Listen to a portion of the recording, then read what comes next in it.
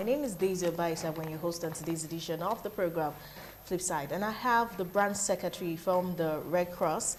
I have Mr. Wilson Ihomo Igazi, and he's a first aid trainer as well. It's good to have you here. It's been years. Welcome. Good afternoon, Daisy, and good afternoon, viewers at home. So it seems like on Saturday is your day. On Saturday is the International Day for First Aid, and everyone who is a first aider, or those interested, will be doing a lot of activities, I guess, on that day. But what exactly should we be expecting for International First Aid Day? Okay, first, let me, on behalf of the entire members, board, and governors of the Nigerian Red Cross Society at the state, wish the Sir Chief Dr. Gabriel Sawaru Igbenedi on the Esama of Benin Kingdom happy birthday. Thank you. So we say happy birthday to you, Daddy. Every second Saturday of September, every year is celebrated as World First Aid Day. And that day was set aside by the International Federation of Red Cross and Red Crescent Societies. The day affords us the opportunity to bring to public knowledge the importance of first aid knowledge, and how it can help to preserve life. So on Saturday this week, which is the second Saturday of the month, the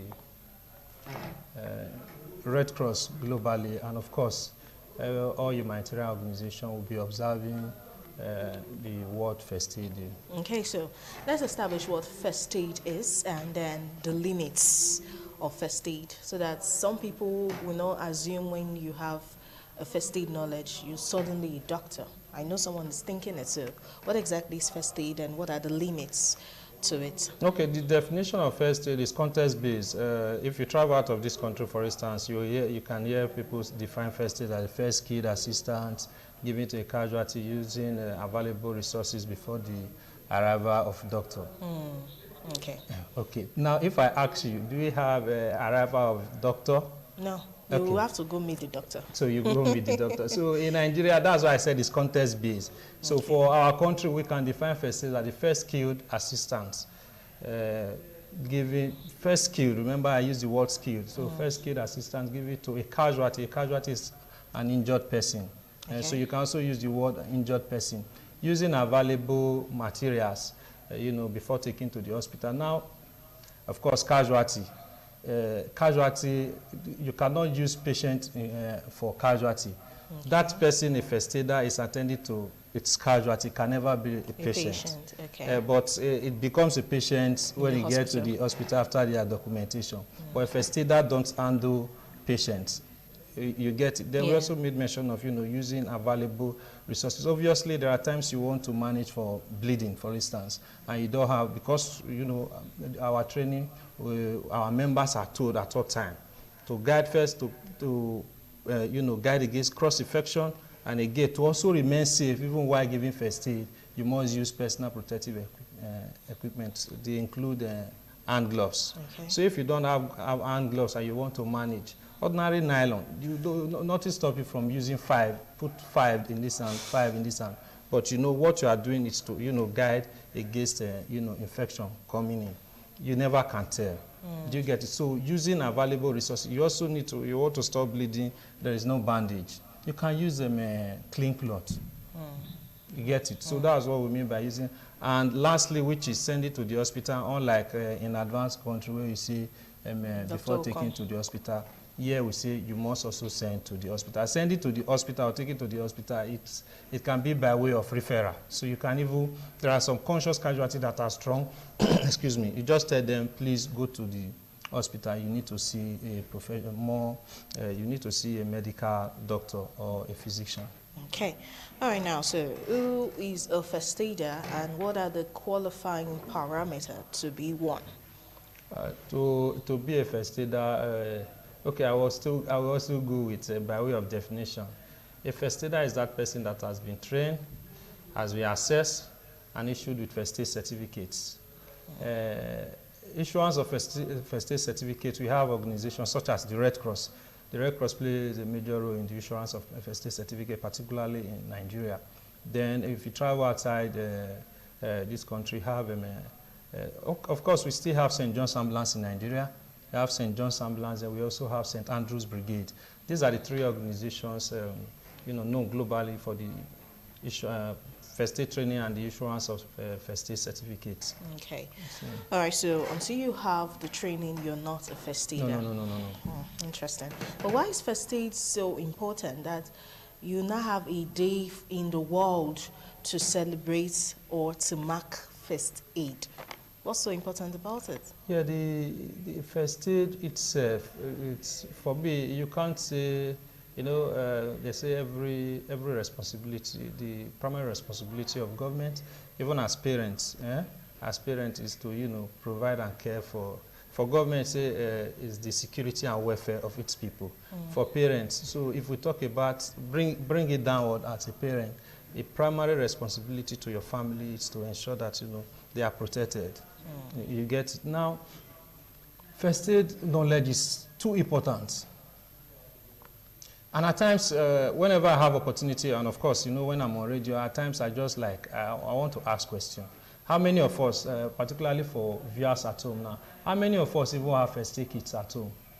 How many of us, beyond first aid kits, how many of us are trained per household, maybe household of father, mother, then 4 children? How many of us have undergone first aid training? There are some, I grew up in a rural setting, and I know what it takes. There are some crises that come very late, most especially when you don't have primary health facility close to you. So how do you manage if you don't have first aid knowledge? It's difficult to manage. So a day is set aside so that you can bring to public knowledge the importance of this first aid knowledge. First aid knowledge goes beyond giving of tying, you begin to tie for bleeding and wound. Because first aid is, you cannot have first aid knowledge without also being proactive, which is safety. So that safety consciousness, again, also comes to play as a first aider. Then risk and hazard, you can identify them, and you know the triggers. Okay. So, yes, every Saturday is set aside, and it's to bring to public knowledge the importance of first aid. And the importance of first aid cannot be overemphasized. It cannot be overemphasized. Every institution, every organization, they all need to be trained on first aid. Just as I also said, every household, at least one person should also be trained as first aider.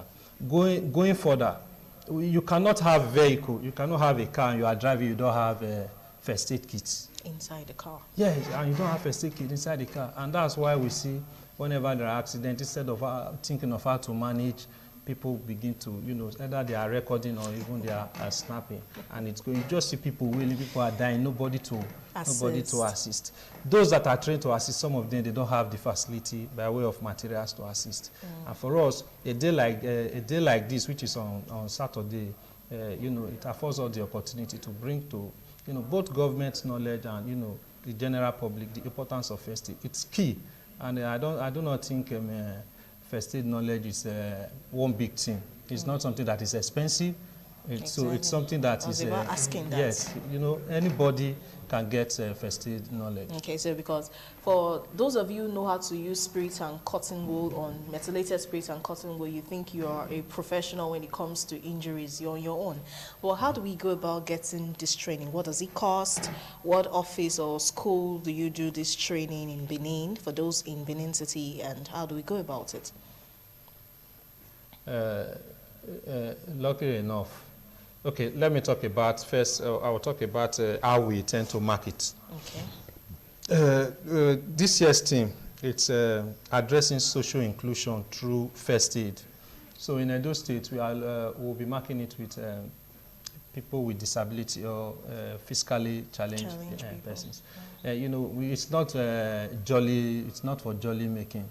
We'll be. I had discussion with the group before coming to the studio now. So we will be going to meet with them in their base. I want to train them on first aid.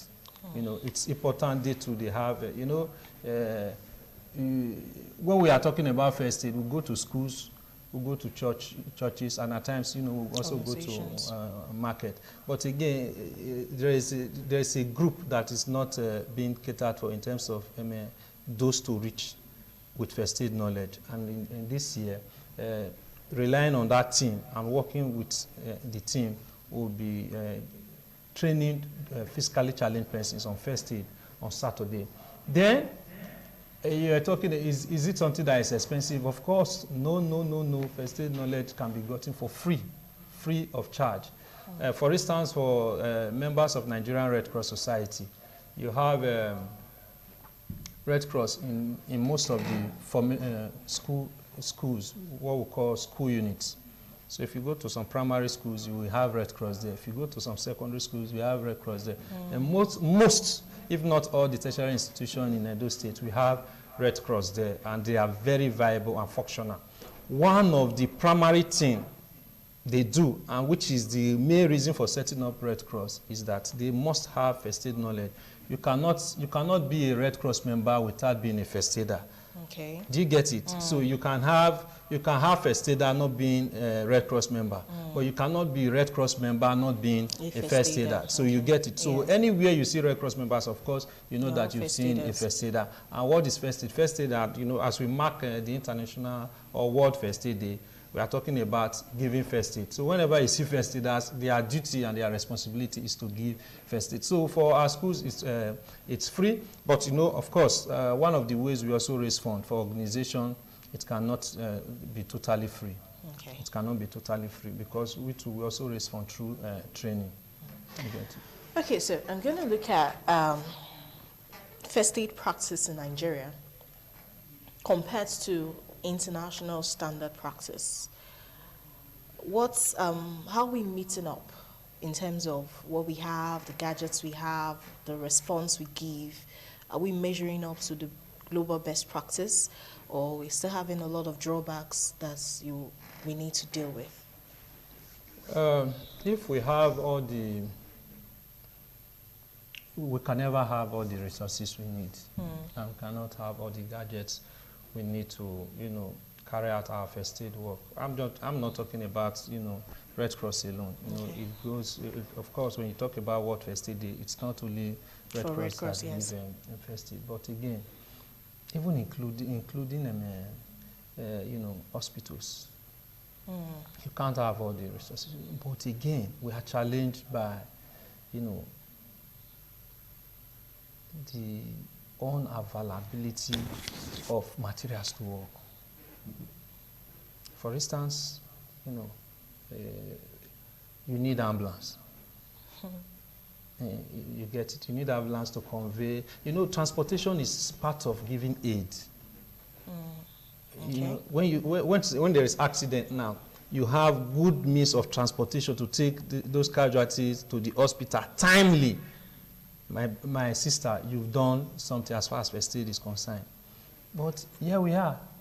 As I was driving down, I don't know, but I saw one of the responsible agency for accident cases. They were taking somebody to the hospital. And for me, it wasn't an ambulance, it was a pickup. So it's difficult. So apart from Red Cross, but if we want to talk about our challenges as Red Cross, they are enormous. Remember, we are a voluntary organization, and some of these things we do it out of that passion, the passion inside us, and that drive to care for humanity. That's why. And why? Because we need to preserve life. We need to limit the condition from becoming worse, and we also need to promote recovery. If you don't do all of these things timely, it can degenerate. And when it degenerates, it's either somebody that was conscious, that was talking, a person goes into a coma. Do you get it? And before you know, they say the person, he or she is dead. So there is need for both governments, corporate establishments, and well-meaning individuals to support organizations such as Red Cross. With their support, I know we can do more and we can, scale up. But for what we have now, it's like you are seeing your brothers and sisters up there, and when they respond, these people are responding professionally, and when you know those old days of you use a calculator, and now somebody just press computer. Computer. So it's as if you are comparing yourself. Do you get it? So Yes. that's where we are. That's where we are. Interesting. You know, when you watch some videos on YouTube and you see the way the Nigerian Red Cross, let me use them as an example, responding to our fellow Nigerians in the Mediterranean Sea, almost drowning, and how fast they do this things, you'll be amazed. They are doing a lot, and there's still more things to talk about on World First Aid Day. But we'll go on a quick break. When we come back, we'll continue this discussion. Now, the program you're watching, of course, is Flipside. If you've missed any part of it, you're in luck. We usually upload our videos on YouTube, so you can watch this edition and any other edition you've missed out on and catch up. I have Wilson Ihomogazi in this house. My God, your name is so long. He's the branch secretary of the Red Cross in Edo State, and he made us understand that every Red Crosser is a trained first aider. Now, it doesn't mean that every first aider is a member of the Red Cross. They could be with any other organization that does voluntary service and give help, or they could just be a trained first aider for their own pockets. But every Red Crosser you see is a trained first aider. So I'm going to talk a little bit about the risks involved. Now, some of you watching right now might be so tripped about getting into maybe the Red Cross or any of these other people's, all these helping charity, voluntary organizations, and you want to be a first aider, you want to save life even though you can't go to Uniben and do 6 years doing medicine. There might be some things you should also know before you embark on it, so that you know this is all passion and not because you're looking for popularity or any of those things. So what are some of the risk factors first aiders face? Those who have learned the job for helping others, and maybe they go to crisis regions and all of these other emergency places. Let me call it emergency places, because when we talk about crisis, first things that come to our mind is war. Now, when Ebola also broke out, we had voluntary services being offered from all countries to help fight it. So what are some of the risk factors first aider tends to encounter in this job? Okay, just to say that first aid attitude, thank God you mentioned it. It's not something that should be given by, you know, must be a professional by way of the medical line. You get it? Anybody can give first aid and anybody can become a first aider. But, however, answering your question directly, I may not want to answer it as first aider alone, maybe as humanitarian workers, because you know, if we limit it to first aiders, we may not get it right. So as humanitarian worker, obviously yes, and that's why from the Red Cross angle we are saying we are not, you know, we are not part of hostility. The Red Cross can never be part of any hostility. Therefore, we shouldn't be a target. We shouldn't be a target.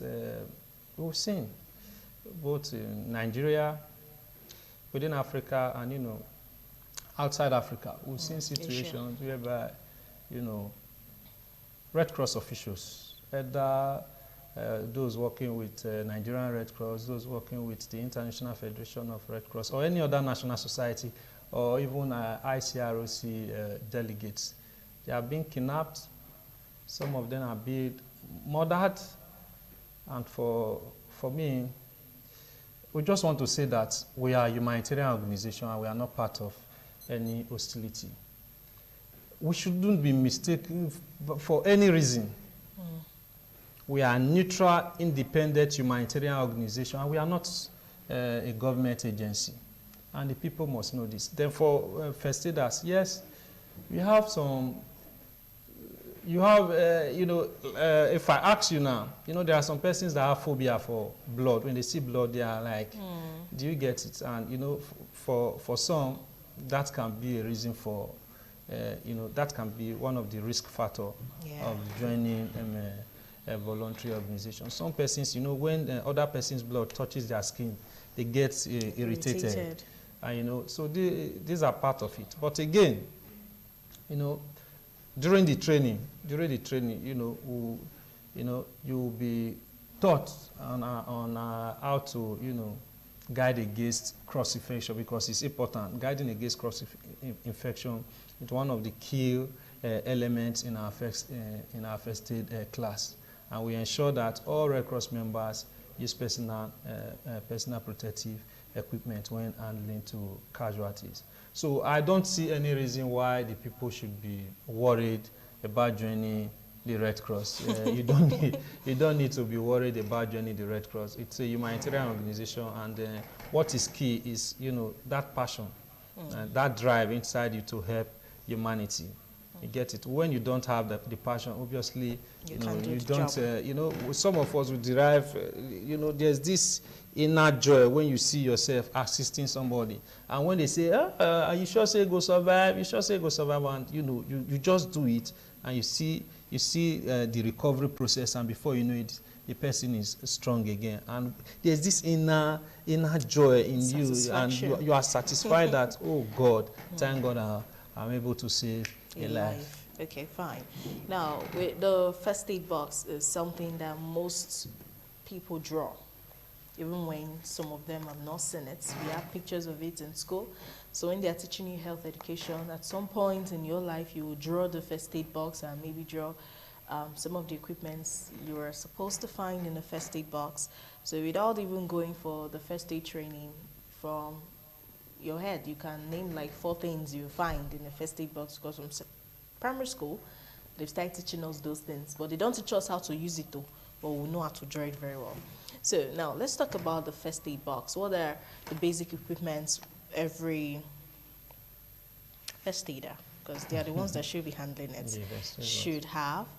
Then many questions in one. How do you take care of the box? Do you wash it? Do you dust it? Do you polish it?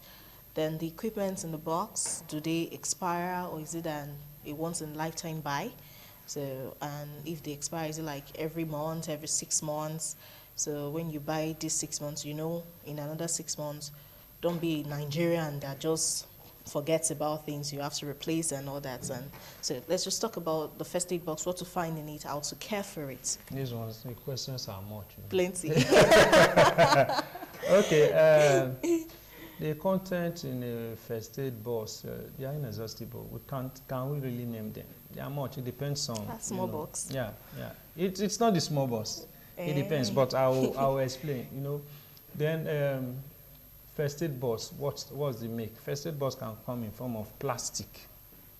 Okay. Plastic. First aid box can come in form of bag. You've heard of first aid bag. I've seen that so one. Some first aid box can come in form of mental. That's the one we draw. Yes. Then some first aid box can come in form of the wooden type. Yes. Now for every establishment, they know what should be inside. If you ask a medical doctor, for instance, that has a first aid kit at home, you can imagine what would be inside. Hospital in a box. You get it. Then, of course, for us, there are some basic first aid items that should be there. But before we talk about the items, now, how should it be protected? Talk about should it be washed, should it be clean? Now, both the items and the box itself, just as you see on drugs and some other items where you see store in a cool, dry place. So also all the items in the first, including the box, should also be stored in a cool, dry place. Then you made mention of if they expire. Of course, most of the items, they have expiring dates. Yes, they have expiring dates. Therefore, there's need for you continue to replace, and you must check. You must check the expiring. There are some of the items there, depending on the rate of incidents either at home or workplace, and the rate of incident occurrence. That will determine the usage. Now, there are some establishments or even at home, some of the items may even expire before you use. You get it. So in that case, you have to replace, because if you don't replace, the day you will need it, you just realize that it can't be used. You get it. So that's why it must, you monitor the usage. Now, for us as first aiders, we are not interested in treatment. Okay. Yeah, we don't treat. We give first aid, so doctors treat. So if you ask every first aider what's your first aid, they will tell you, "Oga, bandage." Do you get it? Either triangular bandage, rollers bandage, any type of bandage. Of course, plaster, scissors, razor blade, all of those things should be there. And of course, at times when we also try to cover athletics, either entire sport or football glucose. match, we have glucose, you have nerve and bone, you can have some of the massaging cream. Of course, we don't go with ice pack all the time, but we need it almost every time. Yeah, we need ice pack, but even water, we don't go with water all the time, but it's something we need. But they cannot be inside. Do you get it? So you have some of those materials that will be inside, and you have those because just carry yes, along. you carry, because if you are going to cover a football match, you are not with ice block and water. Of course, it's as good as your presence is not needed. Yes, your presence is not needed, or you are invited for, either, some conventions or even entire sport, and you are not with water. And when people start going down, how do you help? You get it. So, it differs. That's why I said the items in first aid, box of first aid kit cannot be exhausted. It keep on coming. And first aid box and its content is also determined by the person using it and how knowledgeable is the person. For me, I should know what should be in my first aid kit, and a medical doctor also knows what should be in his first aid. But again, for a medical doctor, I would rather advise you have 2 separate first aid kits. The first aid kit where every other person can have access to, and they can use what's inside, and that's in which you alone can use. Some they have drugs. Okay. They have drugs on it. So drugs are poisonous, and it's not something you just allow everybody to administer. Okay. You get it. So that's it. Okay, so we've actually come to the end of today's edition of Flipside. It's a very short one for those who know that this program is usually a very lengthy one, but it's a birthday, it's a celebratory day for us, and we want to go back to the party. But before we return to celebrating with the CMD of Independent Television and Radio, I'll just ask you, Mr. Wilson, your last words on today's edition of Flipside. It's not every day we see you here. So thank you, Daisy. First, I want to again wish Sir Chief Dr. Gabriel Sawaru Benedion a happy birthday. okay. Secondly, I want to thank everybody who have been supporting the work of Red Cross activities in the state, particularly Edo State government. Yeah, it's on this note, I want to thank the governor. When we say Edo State government, at times people may not, the governor, Mr. Godwin Enowerase Obaseki, for the support to Red Cross activity, and of course the traditional institutions, the Oba of Benin, the Enuji of Ekpoma, and so many other traditional rulers that are supporting. We also have some local detachments or divisions. When I appreciate like this, I appreciate the ones yes, that comes directly to the state. We cannot thank the Oba of Benin enough, and we also cannot thank the Enuji of Ekpoma, Israel and Ezekiel Abumeri II. We can't thank him enough. So these persons and these institutions, thank you. And to the First Lady of our First Lady, our mommy, thank you very much. And of course, both the Commissioner, the Ministry of Health, Ministry for Youth and Special Duty, and of course, Women Affairs. At times we also work with the Ministry of Education. This ministry, particularly our line ministry, the Ministry of Youth and Special Duty, and our able Commissioner, Honorable Barrister Damian. Honorable Barrister Damian, thank you for all your support. We say thank you, and we expect more. Prince O uses one word that they will say the one way you don't do be like ant, the one you never do be like elephant. So the one way they don't do be like ant, the ones way they never do be like elephant. So thank you for your support and assistance with Red Cross. Okay, thank you, Mr. Wilson, for being a part of the show today. Flipside, we appreciate you. Well, when we talk about Flipside, I know everybody just says Daisy and say Flipside. I have a producer, I have an editor, I have a program director, and several other persons come together to make this work. But for the issue of first aid, I am not saying this because I'm a woman, but I'm thinking that every woman should be a first aid trained person. Now, we are the ones who handle the children the most. And you know how kids are.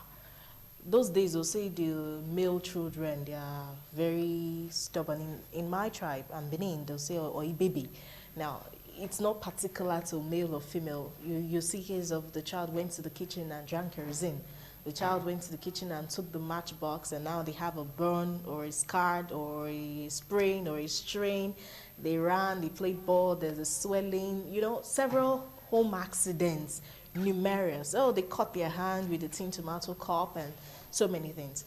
So really, mothers, okay. So mothers should know the ones that they can handle, the ones they need to refer quickly to the hospital and what to do. But if you're not trained, you might not know. You want to say something? Yes.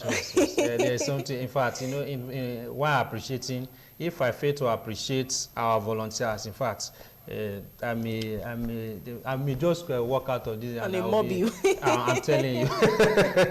I'm telling you. So it's on this note I want to appreciate the entire members and volunteers of Nigerian Red Cross Society, not just Edo State, but across the world. Okay. You know, they are not being paid for what they are doing. They do a selfless service, and you know, they are not being paid. We thank you. You know, on Saturday also provides opportunity to appreciate you. Thank you for the good work.